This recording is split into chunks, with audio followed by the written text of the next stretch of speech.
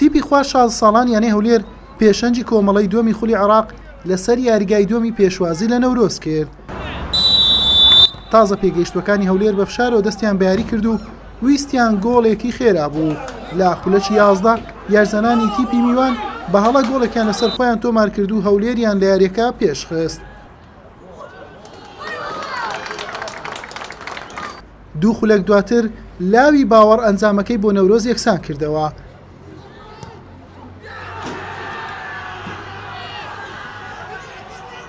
زەرد پۆشانی خاوەن ماڵ لا میوانەکەیان باشتر دەرکەوتن و بە پەرۆشتر بوون بۆ تۆمارکردنی گۆڵی دۆم و پێشکەوتن، بەڵام نیوە یەکەم هەر بەم یەکسانەی کۆتایی هات.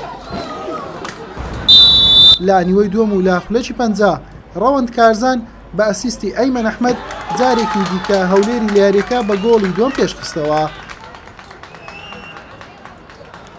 لا خولەکی 64 هەمان یاریزان بە ئەسیستی یوسف ژیکار گۆڵی دۆمی خۆی و سێمی تیپەکەی تۆمار کرد.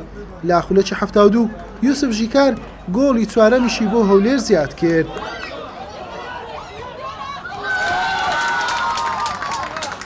لا خولەکی 79 لێدانێکی سزا بۆ هەولێر ئەژمار کرا. ئەحمەد دڵسۆز بە سەرکەوتووی جێبەجێ کرد و گۆڵی پێنجەمیشی بۆ تیپەکەی تۆمار کرد. یاری بە 5 گۆڵ بەرامبەر گۆڵێک بە سوودی تازە پێگەیشتوەکانی هەولێر کۆتایی هات. الحمدلله عفتم یاریمانە عفتە سەرکەوتیش بەدەست دێنین. الحمدلله ئێمە هێرشبەریمان باشە و دەتوانین تۆپیان بۆ بنێرین و گۆلی زۆر تۆمان دەکەن. ئامانزیمەش کاسەکە ئینشاڵڵا کاسەکە دەبین و دەگەڕێنەوە هەولێر.